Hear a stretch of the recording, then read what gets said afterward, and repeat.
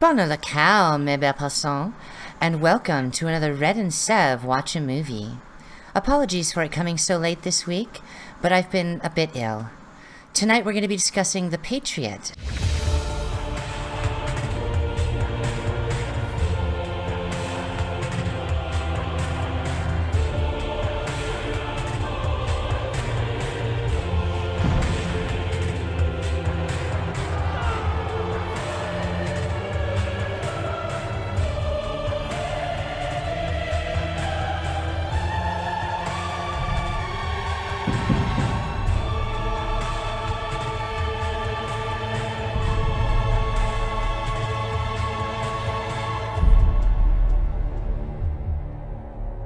Starring Mel Gibson, written by Robert Rodat, and directed by Roland Daddy Issues in Every Movie Emmerich. The movie aims to portray a somewhat fictionalized version of the Southern theater of the American Revolutionary War. Somewhat.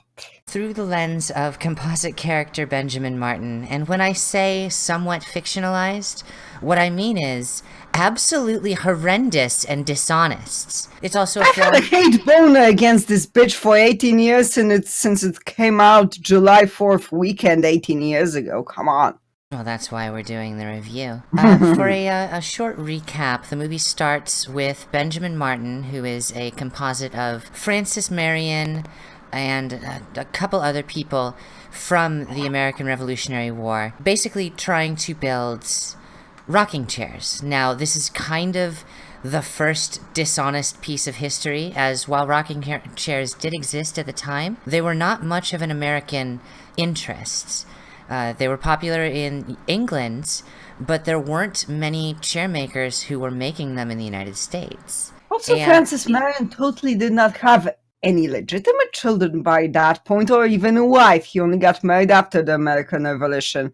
The only reason Mel Gibson's character has 7 is because he had 7 at the time. I think they actually used, what was his name? Charles Drake as the source of the children, but not even Charles Drake had that many children. No, actually, they used 6 originally in the screenplay, but Gibson had 7, so they just made it 7 because it was his suggestion. Honestly, we could probably do a better job getting through a synopsis of the story by telling you everything that's wrong with it. So let's just start counting the ways, shall we? First and foremost, most of the characters are composites or transplants of some sort. Or politically correct versions, let's just blame it on Whitey. Yeah, pretty much. For example, as we described, Benjamin Martin, there was no Benjamin Martin.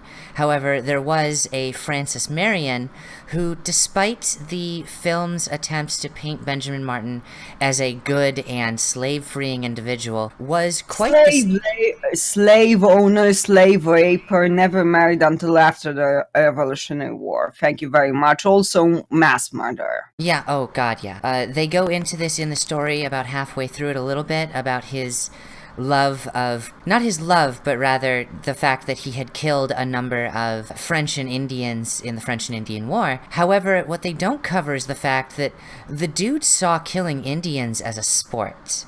He sport hunted and scalped them. But, I mean, you know, that might take away from the whole image they were trying to paint. If I have one major complaint about this movie, and I think it's one Red shares with me, it's, I mean, hands down, Benjamin Martin is not the Patriot in this story. It's Tavington! It's Tavington, or if you want to be very detailed, it's Martin's son, whose name is escaping me offhand, the older son. Gabriel and Thomas. Gabriel, who's far more educated about the situation, far more willing to go to war, even just to be a messenger, than his father ever was, and it wasn't until... And then Thomas when he gets killed for the cause. Yeah. Thomas just couldn't stand seeing the atrocities that, and there's another issue that we're going to have to cover, the atrocities that Tavington committed. I think he's going to be a separate episode and all alone in himself. Yeah. Oh, most certainly. He's going to need all the time he can get, because my god. This is going to be a 2 or 3-parter, isn't it? Probably. Let's hope we can fit it in 2. But for now, let's focus on the character of Martin, because, I mean, well, I can't just focus on the character of Martin, can I? Because the character of Martin is so vapid. In the beginning of the movie, he attends a Continental Congress, And while he's there, he is actually speaking against the idea of joining the war, where you learn that he had played a very high-ranking role in the French and Indian War, and this had gained him a lot of friends in the community in the state in which he resided. Later you watch the movie, it turns out his high-ranking role owned up to quartering soldiers alive and then sending them in baskets. Yeah, sending them back downriver. And you know for what the their thing what bothers family me to the find. most? He says at the end, we left two alive. So what are you saying? Did you like send back two people without their hands and legs back down the river with the corpses? Because he could have done it, even though in those days there was stuff that it tamed your bleeding. You could have pulled that off. Well, I mean, what are honestly, you trying to tell me right now? I think Did the you- implication. did you- I think the implication was that he essentially left a Frenchman and an Indian alive to tell the tale. Yeah, but my point is, how did he leave them alive considering the other surrounding facts? Because the way he was saying it, I mean, it's not said up front, but it's quite possible that we are talking about two people left without their arms and legs left attached. They could have still pulled that off even in those times, because True. there are herbs that totally seal the bleeding back then. So I'm just kind of like, Well, styptic was a thing even then. I'm just kind of like, you're not helping your case here, dude. The story is riddled with inaccuracies, from the English army's outfits on the small scale all the way up to burning a goddamn church without any historical reference for that, attributing to the English in the 1770s what wasn't really What done. the Germans did in France in Yeah. 1944. Exactly. Which is, I don't mean, remember the town's name, but that town is actually kept as a museum and its remnants after what the Nazis did. And don't get me wrong, there were a lot of... Lincoln references. I'll look that up for you guys later. Yeah. I mean, don't get me wrong, there were atrocities committed in the American Revolutionary War against both sides, especially if you consider the rules of engagement of war at that time. I mean, it kind of gets passed off as a prissy Brit in Cornwallis. There's another character that was absolutely out of character. But a prissy Brit getting upset about officers being shot. But the fact of the matter was, before the Do you know who was Revolutionary actually War... even worse portrayed than Cornwallis? General O'Hara. I mean, he was Oh, a God. fucking built like a barn door British man, Irish man on top of it. Do you know how that man would have reacted to the fact he had a fucking poodle puffed up, powdered Englishman play him? Yeah, the powdered wigs were actually something that pissed me off in that, because yes, a general would bring a powdered wig to war, but he wouldn't fucking wear it unless he absolutely had to, as in, if a minister or the Queen showed up, and I can assure you on this side of the ocean, that wasn't happening. And do you know what? Ironically, who is the only person that shows that type of character towards even cultural events like balls? Like parties. I'm not talking about genitals. Who's that? It's fucking Tavington! Yeah, pretty much. I mean, Tavington, for all his flaws as a historical portrayal, was perhaps in some ways the most accurate as well. And for those, I mean, this is again something we're going to get into in the next video, but the person on whom he's based, Tarleton, was a remarkably honorable individual who lost most of his family, and the only family he had was England. Which is where we end up with this statement that Mel Gibson's character... Tarleton was actually like a fourth child of a family, while Tavington... See, this is the thing. Tarleton was like a fourth son of a family, so therefore miserable inheritance rights, and he had nothing else.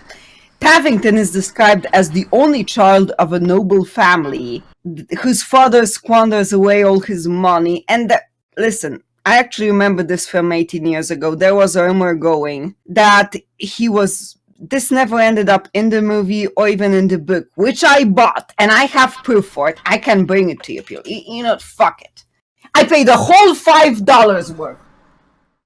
No, I bought it from someone who was sick of it, but still, I have the goddamn thing here, for reference's sake. I'm keeping the panty shots in, and there's nothing you can do about it. Well, whatever to my fame goes. About halfway through the story, there's a scene that actually really upsets me. No, but regardless, you know what? Sorry. Okay. What I want to finish, this never made it to the book or the actual screenplay, but there was rumors going around in the movie community. They wanted to make Tavington also have become witness to his mother's murder by his drunkard father when he was 4 years old. Who the fuck am I supposed to feel sorry for in this story? Because you know what? I'm shifting here. Yeah, and it's one of the most bizarre parts of this film is that, yes, you see Martin's kid get shot in cold blood, and later in the film, you see... Okay, a cheap film death, if you ask me, when Gabriel thinks he gets the finishing shot on Tavington, and then in turn, you end up with Tavington quickly rolling over and thrusting up his saber. Honestly, I hate when films do that. I really hate when films do that. Listen, bitch, I have earsight. You're walking on grass. And what the fuck? Gabriel, Heath Ledger, I love you. But I don't love you for the Joker. Jack Nicholson was still better, but I still love you. But what the fuck are you doing? Pocket knife against a guy that might not be dead? Like pocket knife? You go at close range at him? Just get another gun and shoot him. You've seen what this man is capable of. There were His unit cut you down at the very beginning of the movie before you even got back to your father's house. Mm-hmm. And there were other loaded guns around if you go back and watch the film. Yeah, exactly. Because the first person who went down already had their gun loaded. He got his second gun from the Reverend, who kind of did a little, football pass as he was dying. Mm-hmm. Oh, God, honestly. And then there's a scene near the beginning with Martin I really want to discuss. Because they do an amazing job of turning you completely against Martin and honestly making you pity the kids and no one else. As Martin takes his hatchet and tears into a single, pretty much already dead English soldier 16 times. I sat there and counted because it was so fucking overkill. And I get the anger, trust me. I'm a person who understands that kind of heat-of-the-moment anger. But 16 times? They just kept it going, and it was so disturbing. And splashing, it was like whacking a fucking cutlet with a tenderizing hammer. And you know what's the worst part? Again, this is why I'm questioning what the fuck was the screenwriter doing and the director, because next we actually see that particular man still alive somehow. Well, not that particular man, but a man that witnessed this, talking to Tavington about what happened in like a PTSD trauma. It was so hard to tell if it was the same man guy. It wasn't the same guy. It was a guy that looked at it from a side, like being already wounded and half dead, and he's talking about what he's seeing in what it seems his final moments. He was like a ghost. He was everywhere and nowhere. He was like a ghost. I feel sorry for that schmuck. I don't feel sorry for Martin. I only learn about how he made his fame as a mass murderer. I mean, go Jack the Ripper, bitch. You're already doing it. But by that point, they've basically spent all of the, goodwill you would have for the character before trying to build it back up, which was so bizarre because there wasn't much ground he had to build it back up. Honestly, what did he accomplish? He taught them guerrilla warfare. That's wonderful. We didn't get to see them being taught guerrilla warfare. It's more like, in the span of a few cuts, these ragtag farmers suddenly became crack shots. But even in the fact, what does he essentially teach them if you disassemble it? I'm gonna teach you how to effectively kill people. Yeah, pretty much. And at the end of the day... How do I like you? He keeps making, as a soldier, he keeps making stupid mistakes. He gets too arrogant around halfway through the film, and instead of hiding with the rest of his militia, he actually stands in the middle of the road and stops a caravan of 2 wagons. And surprise, surprise, this is the caravan that Tavington had set up with no goods in it, and instead was packed to the gills with English soldiers. About 4 people die. And they died because 4 people die on Martin's side. Most of them die on Tavington's side. However, the reinforcements come in and drive away the American militia, and in turn, we're left with a stark realization. Martin got those people killed with his arrogance. He got them killed by thinking he could stand there and say, "You're going to give up these carts." No, you've been doing this so much, Martin, that you've made it kind of obvious what your tactics are, and the only option you have is to face an enemy who is willing to trick you back. And is actually thinking about it. Yeah, there's a ton of really irritating details. For example, they show exploding shells being fired out of the cannons in most of the shots where cannons are being used. However, exploding shells did not exist at that point in history. It was all solid shots.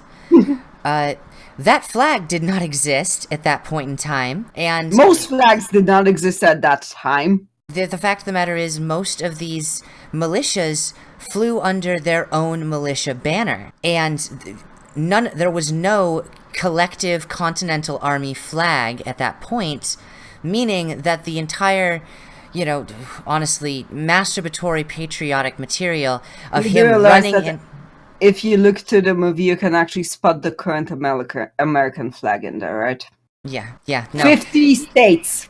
Yeah, no, it's the one that Gabriel is sewing throughout the movie is actually the 50-star flag from 1949, a full 175 years ahead of its time. I mean, the mistakes they made are egregious, to say the least. And what bothers me the most about this movie, and one of the reasons I was glad to review it, is that people show this in middle schools and high schools in America as a historical biopic. How?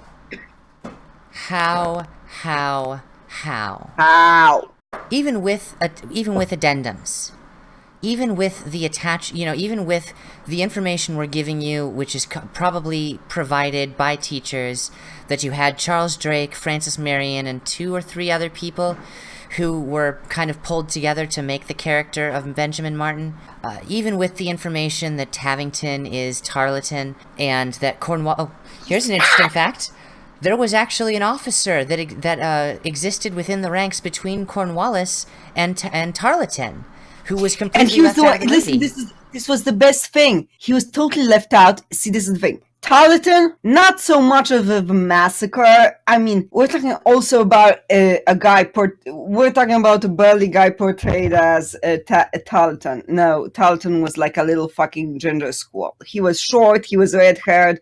I mean, Pate Thomas curls his hair red. You're gonna get the picture, right? Do you know who was in between Cornwallis and Tarleton? A British officer that was nicknamed Mad Jack. He was an African-American ex-slave who actually did shit like Tavington did. Sans their church burning, but the other shit totally falls into it. But he's not at the movie at all.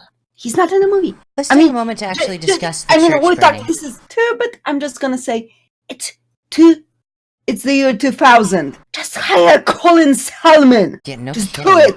They could have hired anyone for that role, and that role would have been very beneficial to the entire movie. Mm-hmm. It would have shown a remarkable comparison between the slaves, who were not paid 5 shillings, I will note. They were granted their freedom after 12 months in service, but they were not paid for their time even after they were granted their freedom. Having Mad Jack in there would have been absolutely stunning as a comparison, and would have allowed Tarleton to be a much more accurate character. Unfortunately, what we're left with is character after character who was pushed to some extreme for the sake of making a patriotic film. Also. Yeah, politically correct and patriotic film. Why is an Australian our patriot? That's something I'd like to know. Oh, I know why. Because Harrison Ford turned down the role. Yeah. Because the movie was Harrison Ford got the screenplay and he literally said, "I'm not doing that shit. It turns the American Revolution into a cheap revenge story." Yeah, and the film really does. which is just heartbreaking at the end of the day. This film could have been so much more. And it's not like we haven't seen Mel Gibson in other military flicks that weren't bad.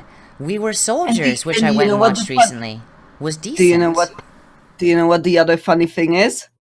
Mel Gibson, at the same time when he got offered the Patriot, he got offered to play Maximus in the Gladiator. He turned down the Gladiator for the Patriot.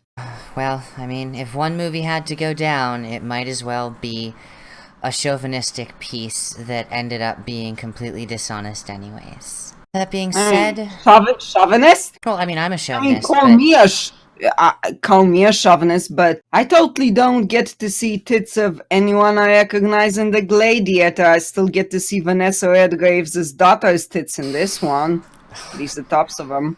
Yeah, that helps. Whatever. That said, we will have to do a separate video entirely on the subject of Tavington. Because Tavington as a character, well, to put it simply and give you a little bit of spoiler... He's a bigot. Yeah, and here's the thing. Jason Isaacs hasn't played a different role in any movie since then. He has always played Tavington, which is all the more reason. I mean, it's literally... Watch The Patriot and watch 18 years later Star Trek Discovery and watch The Death of Stalin and watch Harry Potter. I mean, he's literally a fucking McDonald's patty. You get different toppings, but it's the same goddamn fucking thing. Pretty fucking much. I don't even... Listen, you actually know what his name is. I don't even remember. To me, this is just like fucking Tavington. It's McDonald's. Okay? Yeah. It's just McDonald's. It really is. And when I say I'm a chauvinist, I'm absolutely a chauvinist. But the fact of the matter is, I'm a chauvinist with the truth, not bullshit that is fed. I'd rather know the true story of the Revolutionary War, even if it was a slightly less entertaining film. Because... I mean, see, this is the thing. Maybe why I'm so triggered by this movie is maybe because I was spoiled by the movie industry earlier. I saw Waterloo by Bondarchuk. I saw Gettysburg. What the fuck did you just put on my god... Yeah. We should do that sometime. We really need to. And you know what? This is what I'm used to. I'm used to Waterloo. I'm used to Gettysburg. What the fuck did you just put on my plate right now? If I had to give it a score, I would give it 13 out of 50 stars.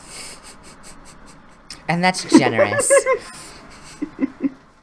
How about you? I'm still just gonna... Okay, yeah. Well, they don't know. I'm keeping it for the last part. Alright, if you say so. Well, with that, we will catch you next time. I hope you had a great show. You had a great time, enjoyed it.